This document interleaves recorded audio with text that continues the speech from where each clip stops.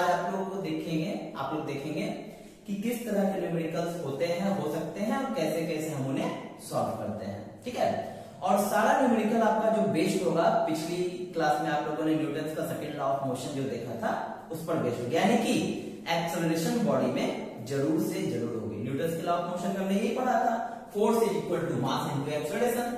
तो आप लोग देख रहे हैं एकदम क्लियर कट क्वेश्चन है। एक सरफेस है, स्मूथ सरफेस है, इस पर 3 ब्लॉक रखे हुए हैं, तीनों ब्लॉक का मास दिया हुआ है 0.6 kg एंड इसे किसी F फोर्स से खींचा जा रहा है। जब इसे खींचा जाएगा ये बॉडी और ये बॉडी, तीनों के तीनों बॉडी क्या होगी, पुल हो जाएगी इसकी तरफ। ठीक है, और पुल होने के बाद इसमें एक्सेलरेशन क्रिएट हो रहा है 4 मीटर पर सेकेंड स्क्वायर का। किस डायरेक्शन में, इस डायरेक्शन में, इस तरफ के डायरेक्शन में। ठीक है, क्योंकि जिस तरफ फोर्स लगती है एक्सेलरेशन का डायरेक्शन भी उधर ही होता है। तो हमें पता करना है इस फोर्स का वैल्यू क्या होगा, फिर हमें पता करना है कि इस दोनों स्ट्रिंग में कितने टेंशंस क्रिएट होंगे। ठीक है, तो चलिए शुरू करते हैं, किस तरह से इसे सॉल्व करेंगे। ठीक है, सबसे पहले एफबीडी ड्रॉ करने की कोशिश करते हैं। ठीक, तो हमारे पास एक फोर्स वहां पर लगा हुआ है, इस पर टेंशन का डायरेक्शन एक इस डायरेक्शन में होगा, एक इस डायरेक्शन में होगा, इसे हम मान लेते हैं T1। तो इस पर भी क्या आ जाएगा, T1 आ जाएगा। ठीक है, फिर ये बॉडी जब आगे की तरफ खींचेगी, इस वाले स्ट्रिंग में टेंशन क्रिएट होगा T2 और यहां पर भी टेंशन क्रिएट होगा, कितना, T2 टेंशन क्रिएट होगा। ठीक है, ये बात आपको समझ में आ गई। स्ट्रिंग दोनों अलग अलग है, इसलिए दोनों में टेंशन भी क्या होगा, अलग अलग क्रिएट होगा। ठीक है, तो और देखा जाए अगर हम इसमें, तो नीचे की तरफ फोर्स लगेगा m1g, ऊपर की तरफ लगेगा नॉर्मल। तो क्वेश्चन में हमसे नॉर्मल फोर्स से रिलेटेड कुछ नहीं पूछा है, इसीलिए हम इस चीज का एफबीडी बनाए नहीं बनाए उससे कोई फर्क पड़ने वाला नहीं, क्योंकि ये इसी को बैलेंस करेगा। हमें चाहिए टेंशन वाली फोर्स है हॉरिजॉन्टल, हमें हॉरिजॉन्टल वाली सारी फोर्स देखनी होगी, वर्टिकल वाली तो खैर वही है। ठीक है, वर्टिकल वाली ये नॉर्मल, ये इसको क्या करेगी, बैलेंस करके चलेगी। ठीक है, तो अगर हम पहले वाले बॉडी की तरफ देखें M1 बॉडी पर, ठीक है, तो अगर M1 बॉडी का एफबीडी खींचते हैं तो एक डायरेक्शन में फोर्स, पीछे की डायरेक्शन में टेंशन, बॉडी फिर भी, अच्छा इसका मास क्या है, इसका मास है m1, बॉडी फिर भी किधर मूव कर रही है, इस डायरेक्शन में। इसका मतलब क्या हुआ, इसका मतलब हुआ कि फोर्स का वैल्यू ज्यादा है, टेंशन का वैल्यू कम है, तभी तो दोनों का नेट रिजल्टेंट फोर्स का डायरेक्शन चेंज हो रहा है। अगर दोनों फोर्स बराबर होता ये बॉडी कभी भी आगे की तरफ नहीं खींचाता, लेकिन खींच रहा है, तो नेट फोर्स हमारे पास क्या हो जाएगा, F माइनस T1। अच्छा, नेट फोर्स बराबर क्या होता है, तो मास इंटू एक्सेलरेशन, मास का वैल्यू m1 और एक्सेलरेशन कितना क्रिएट हो रहा है, 4। एक इक्वेशन हमारा तैयार हो गया।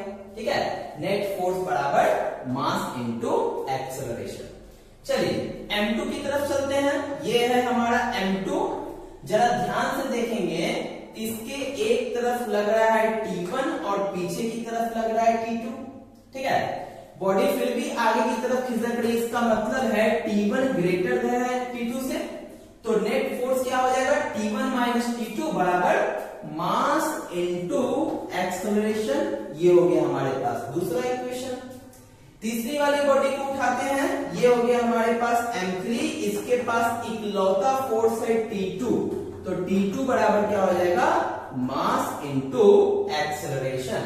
इसके पास तो और कोई फोर्स है नहीं, पीछे कोई रोकने वाला इसको फोर्स नहीं है, इसका मतलब T2 इकलौता फोर्स है जो इसको आगे की तरफ मोशन करा रही है, इसलिए हमारे पास ये इक्वेशन आ गई। 3 इक्वेशंस है, जरा तीनों इक्वेशंस को आपस में ऐड कर लेंगे।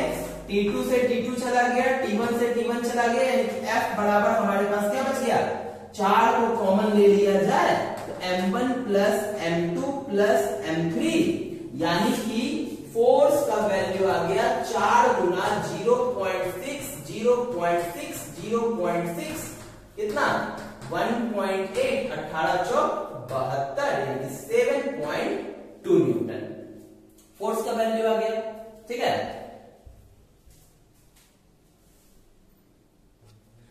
अब क्या टेंशन निकालना है, ठीक है, T1 और T2 का वैल्यू निकालना है। तो T2 का वैल्यू तो खैर ऐसे ही निकल जाएगा, T2 बराबर 4 गुना M3 यानी कि 0.6 यानी कि 2.4 न्यूटन। किसी भी इक्वेशन में पुट कर देंगे, पहले वाले में या दूसरे वाले में T1 का वैल्यू आ जाएगा, ठीक है, कितना हो जाएगा, ये हो जाएगा F का वैल्यू हो गया 7.2 माइनस T1 बराबर 4 इंटू 0.6 यानी कि 7.2 minus T1 is equal to 2.4 means T1 का value 7.2 minus 2.4 which is 4.8 newton. ठीक है, तो आसानी से ये क्वेश्चन सॉल्व हो गया। बस आपको कुछ नहीं करना है, एक फ्री बॉडी डायग्राम अगर आपका सही से खिंचा रहा है, आपको पता है कि कितने सारे फोर्सेस उसमें लग रहे हैं, तो काफी आसान है इन क्वेश्चंस को सॉल्व करना। ठीक है, नोट किया जाए। चलिए चलते हैं अगले क्वेश्चन की तरफ। आप लोग देख सकते हैं हमारे पास इस बार फिर से दो ब्लॉक है M1 और M2, जिसके मासेस दिए हुए हैं 6 kg और 4 kg। ठीक है, M1 के 6 kg, M2 के 4 kg। हमें पता करते हैं कि एक्सेलरेशन कितना आएगा और स्प्रिंग में टेंशन कितना क्रिएट होगा। सिचुएशन थोड़ा सा डिफरेंट हो चुका है क्योंकि अब हमारे पास है एक इंक्लाइंड प्लेन है। ठीक है, ये देख सकते हैं आप लोग इंक्लाइंड प्लेन को। चलिए, हमें पता करना है एक्सेलरेशन और टेंशन, कैसे इसको फाइंड आउट करेंगे जरा ये समझते हैं। सबसे पहले एफबीडी खींचने का कोशिश करेंगे। तो अगर इस ब्लॉक से स्टार्ट करेंगे तो नीचे की तरफ इसमें एक फोर्स लगेगा M1G, ऊपर की तरफ टेंशन लगेगा T। ठीक है, अब स्प्रिंग तो चेंज हो नहीं रहा है तो सेम टेंशन इस वाले पे यहां पर आकर के लग जाएगा। ठीक है, छतरी खोलेंगे, डायरेक्शन टेंशन का ऊपर की तरफ आएगा। इस पर एक फोर्स लगेगी परपेंडिकुलर नॉर्मल ऊपर की तरफ, जो सरफेस के जस्ट परपेंडिकुलर होती है। ठीक है, एक फोर्स लगेगी नीचे ग्रेविटी mg। ठीक है, अच्छा यहाँ पर M2 है तो इसे कर देते हैं M2g। ठीक, अब चूंकि ये ग्रेविटी वाली जो फोर्स होती है ये एक्सिस पर नहीं आती है, तो हम क्या करते हैं कि न्यू नॉर्मल के अलोंग एक फोर्स खींचते हैं जिसकी एंगल जो यहाँ की एंगल होती है सेम टू सेम आ जाती है। अगर आपको इस चीज के बारे में नहीं पता है कि कैसे ये आया तो थोड़ा सा ज्योमेट्री आप लोग ट्राई करेंगे ज्योमेट्री से, या फिर पिछले लेक्चर में मैंने इसे बताया है कि कैसे यहाँ पर आता है। फिर से मैं एक बार बता देता हूँ, ये जो नीचे की तरफ जो mg लगती है, ग्रेविटेशनल फोर्स लगती है towards the centre of the earth, ये एकदम परपेंडिकुलर होती है। ठीक है, तो ये 30 है, ये 90 है, तो ये कितना हो जाएगा, 60 हो जाएगा। अच्छा, अब आप बताइए नॉर्मल की फोर्स अगर 90 डिग्री तो ये भी 90 डिग्री बनेगी, तो 60 और 30 फिर से क्या हो जाएगा, 90 हो जाएगा। ये 60 है, कितना होगा, 30 होगा ना। ठीक है, तो जो एंगल यहां बनेगा वही एंगल यहां बनेगा, अब सीधा सीधी याद रखें। ठीक है, चलिए अब हम कंपोनेंट ब्रेक करेंगे। mg का इधर 30 डिग्री है तो एंगल साइड हो जाएगा cos, तो m2g cos 30। ठीक, और इस साइड हो जाएगा m2g sin 30। ठीक है, तो हमारे पास लगभग कंपोनेंट्स निकल चुके हैं। अब हमें ये ध्यान देना है कि आखिर एक्सेलरेशन किधर होगा। अच्छा, आप ही बताओ कि यहाँ पर 6 kg का वजन रखा हुआ है, यहाँ 4 kg का वजन रखा हुआ है और यहाँ पर पुली लगा हुआ है। ठीक है, पुली क्या करेगा, इस M1 वाला वजन जो है, जो भारी है, ये पुली के थ्रू क्या करेगा, नीचे आना शुरू करेगा। तो ये वाला जो वजन है, ये जो M2 है, ये ऊपर की तरफ जाना शुरू करेगा। ठीक है, मान लिया जाए ये नीचे की तरफ a एक्सेलरेशन से आ रहा है, तो ये भी तो ऊपर की तरफ a एक्सेलरेशन से भागेगा क्योंकि स्प्रिंग तो दोनों का सेम है। ठीक है, जिस मैकेनिज्म से ये नीचे आएगा वही मैकेनिज्म से ये ऊपर जाएगा। तो हमने मान लिया इसका एक्सेलरेशन क्या है, a है। तो अब हम शुरुआत करते हैं M1 से।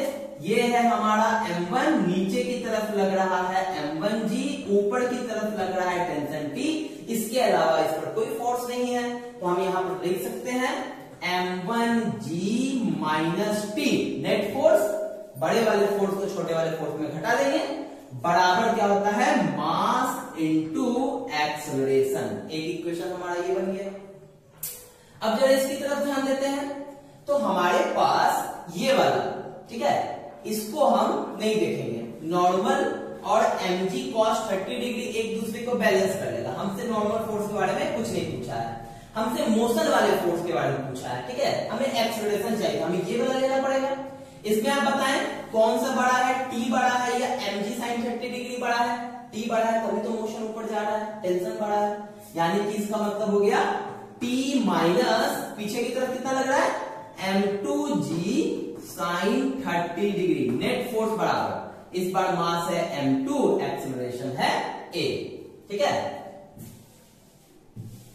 अब हमारे पास दो इक्वेशंस आ चुके हैं। हमें पता करना है एक्सेलरेशन का वैल्यू और टेंशन का वैल्यू। दोनों एक्सेलरेशन को ऐड कर दिया जाए इक्वेशन को, टेंशन से टेंशन खत्म, हमारे पास आ जाएगा m1g माइनस m2g sin 30 का वैल्यू हाफ, और इधर आ जाएगा a को कॉमन ले लिया जाए तो m1 प्लस m2। कभी भी याद रखें कि वैल्यू अगर क्वेश्चन में दिया हुआ हो और इस तरह का क्वेश्चन हो तो आप वैल्यू पहले पुट ना करें, ठीक है, वैल्यू को अब यहाँ पर आकर के पुट करें। इससे क्या होगा, आपको बनाने में आसानी होगी और आपका जो सॉल्यूशन होगा वो काफी सटीक और जल्दी आएगा। ठीक है, ये मेरी राय थी, लेना ना लेना आपकी मर्जी है। ठीक है, आप जिस चाहे उसे वैसे आप इसको सॉल्व कर सकते हैं, आपका कैलकुलेशन आप बेटर जानते होंगे। चलिए m1 का वैल्यू रखा जाए, m1 का वैल्यू है 6, ये हो गया 10, 4 ये हो गया 10 into half is equal to a, 6 और 4 ये हो गया 10। तो ऐसा लगता है इससे ये कट जाएगा, 10 को कॉमन ले लिया जाए, 6 माइनस 2 बचेगा a इंटू 10, 10 से 10 चला गया, एक्सेलरेशन का वैल्यू आ गया 4 मीटर पर सेकेंड स्क्वायर। कितना आसानी से एक्सेलरेशन निकल गया। जब एक्सेलरेशन निकल गया तो इक्वेशन फर्स्ट में पुट कर देते हैं, तो ये हो जाएगा 60 minus T is equal to 6 चौक 24। ठीक है, यानी कि टेंशन का वैल्यू कितना आ जाएगा, 36 न्यूटन। ठीक है, तो इंक्लाइन प्लेन हो चाहे सिंपल प्लेन हो, ब्लॉक के क्वेश्चंस में परेशानी उतनी नहीं है। ठीक है, क्वेश्चंस का क्या होगा, क्वेश्चंस का क्या है, ये तो धीरे धीरे क्या होगा, अपने आप को टफ करते चले जाएंगे, आपको ध्यान रखना है। चलिए एक और क्वेश्चंस करते हैं। ठीक है, नोट कीजिए सबसे पहले इसे। चलिए अगला क्वेश्चन आप लोगों के स्क्रीन के ऊपर ये रहा। ठीक है, अब आप लोग देख रहे हैं आपके पास फिर से वही पुली सिस्टम है, लेकिन सिचुएशन अलग हो चुका है। पिछले बार का सिचुएशन क्या था कि एक तरफ इंक्लाइन प्लेन था, एक तरफ नहीं था, इस बार दोनों साइड इंक्लाइन प्लेन है, इस साइड भी और इस साइड भी। तो आपको क्या करना है, आपको एक्सेलरेशन और टेंशन पता करनी है। ठीक है, सबसे पहले हम लोग क्या शुरू करेंगे, हम लोग देखेंगे, अच्छा ये एक चीज दिया हुआ है, इधर भी 30 डिग्री है, इधर भी 30 डिग्री है। क्वेश्चन में अगर थोड़ा सा और अच्छा करना होगा तो क्वेश्चन देने वाला क्या करेगा, एक तरफ 30 कर देगा, एक तरफ 60 कर देगा, एक तरफ 37 कर देगा, एक तरफ 53 कर देगा, कुछ भी कर सकता है। ठीक है, तो आपको ध्यान रखना है। चलिए m1 की तरफ चलते हैं। सबसे पहले अच्छा एक बात मैंने आपको बताया था कि कभी भी इंक्लाइन प्लेन पर रहे तो नीचे की तरफ m1g लगता है, यहां पर लगता है mg cos थीटा। ठीक है, mg cos थीटा, इस तरफ लगता है mg sin थीटा। ये बात हमने आपको याद रखने के लिए कहा। अगर याद रखते हैं तो पिक्चर में जब हम यहां पर क्या करेंगे, इसका FBD खींचेंगे तो ज्यादा कॉम्प्लिकेटेड नहीं होगा, ज्यादा कॉम्प्लिकेटेड मत करने का, तो ज्यादा घिचड़ बिचड़ नहीं होगा। ठीक है, आप सिर्फ वही फोर्सेस को दर्शाएंगे जिसकी आपको जरूरत है। ठीक है, तो हम यहाँ पर m1g की तरफ देखें, नीचे की तरफ क्या हो जाएगा, m1g cos 30 डिग्री क्या हो जाएगा। ठीक है, ऊपर की तरफ नॉर्मल, पीछे की तरफ m1g sin 30 डिग्री। ठीक है, और इस पर टेंशन T। इधर m2 की बात करें तो इधर नीचे की तरफ कितना हो जाएगा, m2g cos 30 डिग्री, इस बार भी 30 डिग्री है। अब ये वाला एंगल यहाँ पर आएगा। ठीक है, इस तरफ इंक्लाइन प्लेन था, ये वाला एंगल इसके बराबर होता था, इस तरफ का इंक्लाइन प्लेन है तो ये वाला एंगल इसके बराबर होगा। तो गनीमत से दोनों एंगल सेम है, इसलिए कोई दिक्कत नहीं है। ऊपर की तरफ नॉर्मल, इधर नीचे की तरफ m2g sin 30 और ये ऊपर की तरफ टेंशन फोर्स। ठीक है, तो हमने क्या किया, दोनों ही ब्लॉक्स का FBD खींच लिया। अब जरूरत क्या है, अब हमें एक्सेलरेशन चाहिए। पहले पता करें कौन सा वजन भारी है, m1 ये वाला भारी है। ठीक है, तो एक्सेलरेशन किधर होगा, एक्सेलरेशन इस तरफ होगा। मान लिया जाए एक्सेलरेशन A है, ये वाला बॉडी ऊपर की तरफ चढ़ेगा। ठीक है, तो हमारे पास बनेंगे m1g sin 30 माइनस टी बराबर m1 इंटू ए, इक्वेशन नंबर फर्स्ट। ठीक है, नेट फोर्स बराबर मास इंटू एक्सेलरेशन।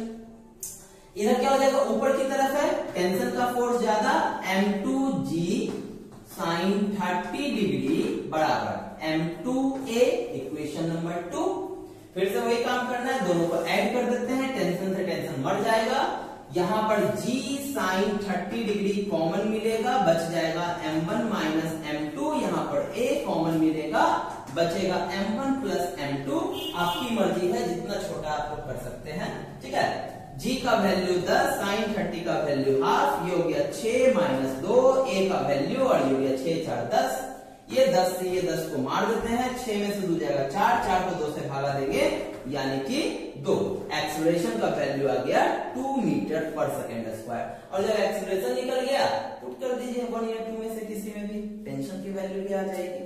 ठीक है, इसमें टेंशन की वैल्यू आएगी, आप लोग निकाल करके देखेंगे 24 न्यूटन। एक सेकेंड, आंसर एक्सेलरेशन का 1 मीटर पर सेकेंड स्क्वायर है, कहीं गड़बड़ हुआ है। अच्छा, यहाँ पर m2 का वैल्यू है, m2 का वैल्यू यहाँ पर 4 है, गलती के लिए गुस्ताखी माफ हो। 2 से 2 कटेगा 1, एक्सेलरेशन 1 आएगा। ठीक है, तो ये भी क्वेश्चन काफी आसान था। ठीक है, अब आप लोग बोलोगे आपको तो सर क्वेश्चन आसान ही लगता है। ठीक है, आप लोगों को भी आसान लगने लगेगा जब आप तरीके सही से लगाओगे, जब आप फ्री बॉडी डायग्राम अच्छे से करोगे तो आपको भी क्वेश्चंस आसान लगेंगे, आपको भी क्वेश्चंस मुश्किल नहीं लगेंगे। ठीक है, चलिए नोट किया जाए, फिर देखते हैं आगे। चलिए अगले क्वेश्चन की तरफ। आप लोग देख पा रहे हैं पुलिस रिलेटेड क्वेश्चन है। यहां पर जो पिछला क्वेश्चन मैंने आपसे पुली का करवाया था, वैसे सिचुएशन में पुली आपकी कैसी थी, मूवेबल नहीं थी, फिक्स्ड पुली थी। और यहां पर आप लोग देख रहे हैं यहां पर एक पुली फिक्स्ड है, जबकि एक पुली कैसी है, मूवेबल पुली है। तो सिचुएशन यहां पर थोड़े से डिफरेंट होंगे। क्या डिफरेंट होंगे, इस चीज को आप लोग पहले समझें। मान लिया जाए हमारे पास कोई पुली सिस्टम है, ये पुली है मान लिया जाए। ठीक है, इसके इस तरफ और इस तरफ 2 और ऑब्जेक्ट लटके हुए हैं। जब ये हमारा पुली फिक्स है तब तो खैर कोई बात नहीं, पुली का कोई एक्सेलरेशन नहीं होगा, उसका एक्सेलरेशन हो जाएगा 0। एक्सेलरेशन इसमें और इसमें वजन में आएगा। ठीक है, लेकिन अगर मान लिया जाए इस पुली को, मान लीजिए तराजू है आपके हाथ में। ठीक है, एक इधर वजन है, एक इधर वजन है, उस तराजू को आप लेकर के दौड़ने लग जाए। ठीक है, तो तराजू में भी तो क्या आएगा, एक्सेलरेशन आएगा ना। तो इसी अगर पुली को अगर मान लिया जाए लेकर के जाया जाए तो इस पुली में भी एक्सेलरेशन क्रिएट हो जाएगा। तो ऐसे पुली को हम लोग कहते हैं मूवेबल पुली। ठीक है, मूवेबल पुली में थोड़ा सा आपको बात ध्यान रखना है कि जब भी मूवेबल पुली आएगा तो आपको देखना है कि दोनों तरफ कितने एक्सेलरेशंस हैं। ठीक है, दोनों तरफ। ठीक, इन दोनों तरफ का जो भी एक्सेलरेशन आएगा उसका जो एवरेज होगा वही पुली का एक्सेलरेशन होगा। ठीक है, तो एक्सेलरेशन ऑफ पुली क्या हो जाएगा, a1 प्लस a2/2। ये बात का आपको ध्यान रखना है विथ साइन। हो सकता है पहला वाला जो पुली है a1 से ऊपर जा रहा हो और मान लीजिए दूसरा वाला पुली है वो a2 से नीचे आ रहा हो। ठीक है, मान लीजिए ये a2 से नीचे आ रहा, तब ऐसे सिचुएशन में क्या हो जाएगा, a1 माइनस a2/2। क्योंकि अगर इसको हम प्लस डायरेक्शन लेते हैं तो ये माइनस हो जाएगा ना, तो ऐसे सिचुएशन में प्लस इंटू माइनस क्या होगा, माइनस का साइन बचेगा, तब यहां पर माइनस हो जाएगा। ठीक है, इस बात का आप लोग ध्यान रखेंगे। ठीक है, चलिए शुरू करते हैं इस क्वेश्चन को करने का। समझेंगे क्यों ऐसा होता है, किस कारण से होता है, समझेंगे। चलिए हमारे पास ये पुली सिस्टम है, आप लोग देख रहे हैं यहाँ पर 2 kg का वजन है, यहाँ पर 1 kg का वजन है। अगर फ्री बॉडी डायग्राम खींचा जाए तो नीचे की तरफ 2g, इस पर क्रिएट होगा टेंशन T, इस पर भी क्रिएट आएगा टेंशन T, क्योंकि स्ट्रिंग क्या है, सेम है। और अभी भी स्ट्रिंग क्या है, सेम है, इस पर भी टेंशन कितना आ जाएगा, T आ जाएगा। अच्छा, ये वाला जो वजन है नीचे की तरफ कितना लगाएगा, 1 इंटू जी यानी कि G, इस पर टेंशन लगेगा T लगेगा, T और T मिलकर इस पर टेंशन आ जाएगा 2T। ठीक है, ये टेंशन टी मिलकर के इसको कितना टेंशन देगा, डबल टेंशन देगा। ठीक है, ये जितना टेंशन क्रिएट कर रहा है और ये स्ट्रिंग, दोनों स्ट्रिंग अलग अलग है ना। ठीक है, ये स्ट्रिंग यहां से आते हुए ऐसे चला गया, यहाँ अलग स्ट्रिंग है। ठीक है, और ऊपर का दोनों टेंशन मिलकर के इसको कितना टेंशन दे रहा है, 2t टेंशन दे रहा है। चलिए इतना बात तो क्लियर हो गया। अब बात करते हैं एक्सेलरेशन की। मान लिया जाए हम इस ऑब्जेक्ट को नीचे की तरफ हम अगर x डिस्प्लेसमेंट कराते हैं। ठीक है, चलिए मान लिया जाए इसे हम क्या करते हैं, 2 मीटर का डिस्प्लेसमेंट कराते हैं या 2 सेंटीमीटर का डिस्प्लेसमेंट कराते हैं। कहां, नीचे की तरफ। तो थोड़ा सा गौर कीजिए, दिमाग लगाइएगा, जब हम इसको नीचे की तरफ खींचेंगे ये पूरा सिस्टम ऊपर जाएगा। क्या, जब हम इसे नीचे की तरफ खींचेंगे तो ये पूरा सिस्टम ऊपर की तरफ जाएगा। ठीक है, कितना, ये 2 मीटर अगर नीचे खींचेंगे तो ये तो सिंगल रस्सी है ना। ठीक है, ये 2 मीटर नीचे आएगा, इधर देखिए ये पुली ऊपर तो जाना चाहेगा, लेकिन ये स्ट्रिंग, ये वाला स्ट्रिंग दोनों 1-1 मीटर ऊपर चला जाएगा।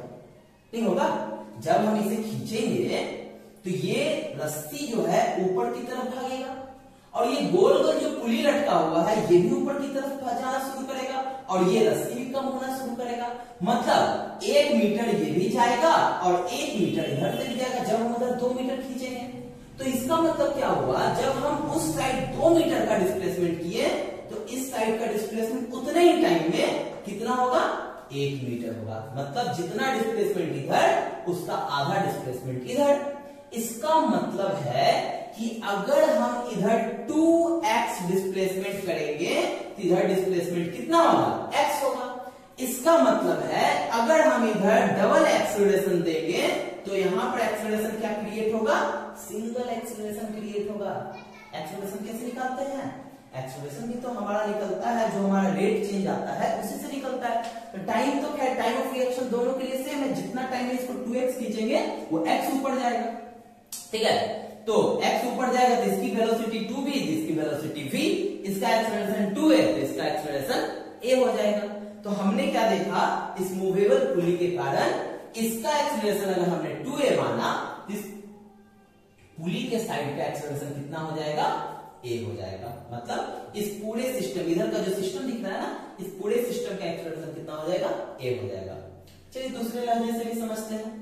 मान लिया जाए कि ये जो हमारे पास जो सिस्टम है, ठीक है, सिस्टम है, अगर मान लीजिए इसका एक्सेलरेशन a है, इसका एक्सेलरेशन कितना हो जाएगा, a/2। हम ऐसे लेकर के भी चल सकते हैं। ठीक है, लेकिन फ्रैक्शन में नहीं लेने के कारण हम क्या करें, इसको हटा लेते हैं। चलिए एक चीज और समझते हैं। मान लिया जाए कि इसका एक्सेलरेशन अगर हमारे पास कितना, 2a है।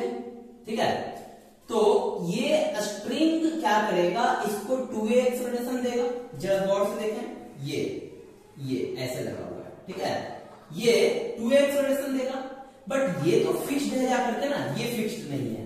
ठीक है, ये इस तरफ वाला स्ट्रिंग ये फिक्स्ड नहीं है, नॉट फिक्स्ड, बट इसका ये वाला स्ट्रिंग फिक्स्ड है। इस स्ट्रिंग पर एक्सेलरेशन क्या मानेंगे, 0 मानेंगे इसके रिस्पेक्ट में।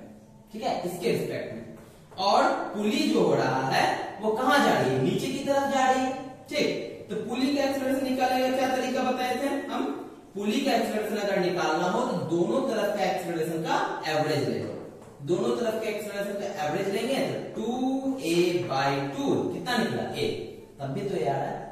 ठीक है, या तो आप कंसेप्चुअली समझिए, या तो आप इस पुली का ट्रिक्स को अप्लाई कर सकते हैं, वहां से भी पुली का जो एक्सेलरेशन आएगा वहां से भी हम निकाल सकते हैं पुली का एक्सेलरेशन। जितना एक्सेलरेशन इसका है उसका आधा हो रहा है।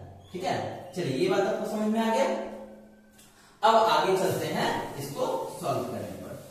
ठीक है, सॉल्व करना जब हम शुरू करेंगे, ये 2 kg का ऑब्जेक्ट है, ये इस तरफ जाएगा और ये उस तरफ जाएगी, तो पहले डिसाइड हो चुका है। तो हम इस तरफ का लगा सकते हैं 2g माइनस t बराबर 2 into 2a, यानी कि 2g माइनस t बराबर 4a।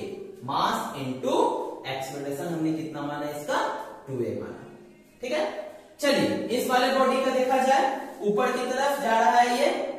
ठीक, ऊपर की तरफ अगर जा रहा है तो इसका 2t हो जाएगा बड़ा और g हो जाएगा छोटा, बराबर नेट एक्सेलरेशन मास इंटू ए, है ना, net force mass into acceleration. Acceleration कितना क्रिएट हो रहा है, ए।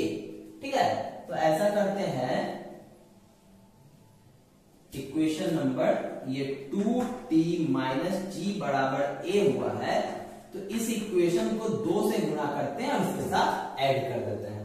कितना हो जाएगा हमारे पास 4g माइनस 2t बराबर 8a, 2t माइनस g बराबर a, 2t से 2t चला गया, 3g बराबर 9a, a का वैल्यू कितना 3 गुना 10 बराबर 9a, कट जाएगा 3 बार में, यानी कि a का वैल्यू 10/3 मीटर पर सेकेंड स्क्वायर। एक्सेलरेशन आ गया किसका, ये एक्सेलरेशन आया है a का वैल्यू, यानी कि ये एक्सेलरेशन पुली का एक्सेलरेशन हुआ। ठीक है, ये ब्लॉक का एक्सेलरेशन कितना होगा, ब्लॉक का एक्सेलरेशन हो जाएगा 20/3, मतलब एक्सेलरेशन ऑफ पुली 10/3 आया है। ठीक है, क्योंकि ए है इसका, और हमारे पास एक्सेलरेशन ऑफ ब्लॉक अगर पूछा जाए तो 2 इंटू ए यानी कि 20/3 मीटर पर सेकेंड स्क्वायर। टेंशन निकालना तो आसान बात है, किसी में भी पुट कर दीजिए, टेंशन निकल करके आ जाएगा। ठीक है, चलिए इतनी बात आप लोग समझ चुके हैं कि कैसे क्या करना है। ठीक है, तो इसी तरह के क्वेश्चंस और भी इसमें है, काफी सारे क्वेश्चंस हैं, आप लोग उसे करेंगे। ठीक है, एक क्वेश्चन मैं दे देता हूं, उसे आप लोग कोशिश करेंगे करने का। ठीक है,